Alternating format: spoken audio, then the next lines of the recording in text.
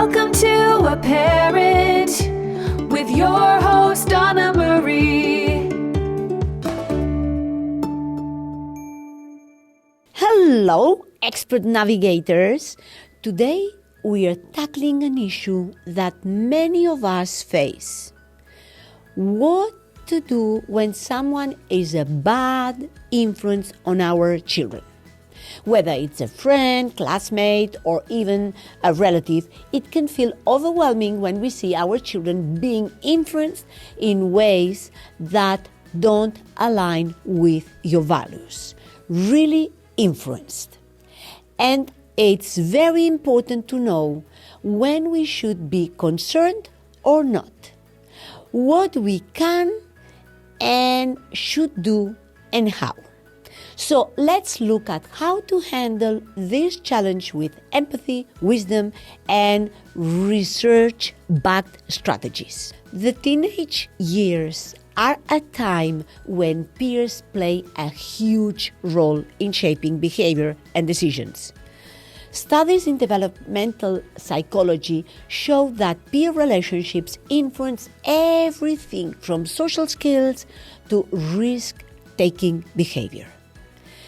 Teens are wired to seek acceptance and belonging from their peers. This doesn't mean they stop caring about what we think as parents. It means we need to be thoughtful about how we approach the situation. We need to avoid jumping into conclusions. It's natural to feel worried or even angry when we see our children spending time with someone we think is a bad influence. Maybe they have started using language we don't approve of, ignoring responsibilities, or adopting behaviors that concern us. Before reacting, we should take a moment to observe and gather information. We can ask questions. Is this person truly influencing my child negatively? Or is my child just experimenting with new behaviors as part of growing up? Sometimes children push boundaries to be able to figure out who they are. And the influence we're worried about might be less significant than it seems. We need to talk. Don't lecture. When we are ready to address the issue, we should focus on having a conversation instead of giving a lecture. Research from family psychology emphasizes the importance of open communication. Children are more likely to listen and share their thoughts when they feel respected and not judged. We can start by asking questions to understand their perspective. What do you like about spending time with this person? Do you think they make good choices? Have you noticed how their behavior affects you? These questions encourage reflection without putting our children on the defensive. We need to teach them critical thinking. One of the best ways to protect our children from negative influences is to help them think critically about the choices that they make. Instead of telling them outright, "Don't hang out with that person," we should guide them to evaluate the relationship themselves. For example, if their friend encourages risky behavior, we could say, "What do you think might happen if you follow that choice? Is it worth it?" If their friend dismisses rules, ask, "How does it feel when someone ignores boundaries? Do you think that's respectful?" Teaching our children to reflect on their values and consequences empowers them to make better decisions on their own. We have to model positive relationships. Our children learn about relationships by watching us. If they see us surrounding ourselves with people who uplift and support us, they are more likely to seek the same. If possible, we can share our own experiences. For example, I used to have a friend who made me feel pressured to act in ways I didn't like. It was hard, but I decided to spend more time with people who shared my values.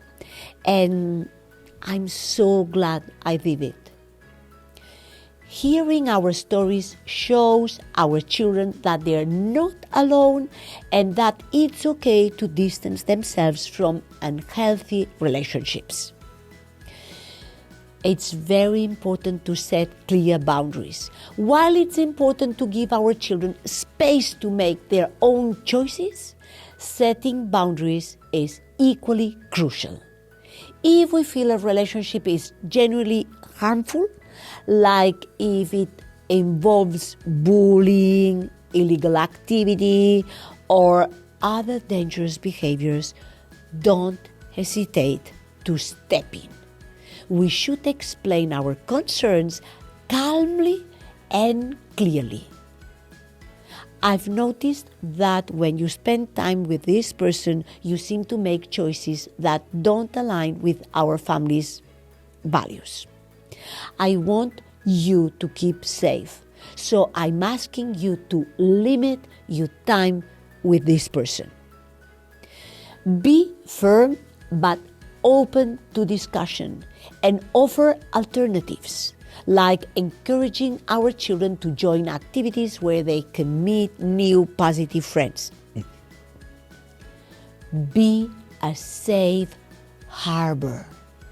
Above all, we need to be sure our children know they can always come to us without fear of punishment or shame. Peer pressure can lead children to make mistakes, and what they need most is a parent who will guide them back on track. It's best to highlight the power of a growth mindset, reminding children that mistakes are opportunities to learn and grow. If our children make a poor choice and they're under the influence of a bad friend, it's best to focus on problem solving rather than blame. What do you think we can do to fix this? How can you avoid this situation in the future? Our support will help them build resilience and confidence. Strengthen positive connections. Sometimes the best way to counter a bad influence is to surround our children with good ones. We can encourage relationships with friends, mentors, or relatives who share our family values. And get involved too. A good idea is to host activities that bring our children and their positive peers together. This not only strengthens those connections, but also lets us build trust with their social circle. Final thoughts. Dealing with bad influences is part of the parenting journey, and it's not easy at all. But it's good for us to remember that our guidance really matters. By staying calm, communicating openly, and helping our children think critically, we can steer them toward better choices while maintaining a strong relationship. Thank you so much for being here with us today. Please like and subscribe for more insights, love, joy, and respect always. See you next time. Become a better parent day by day with a parent.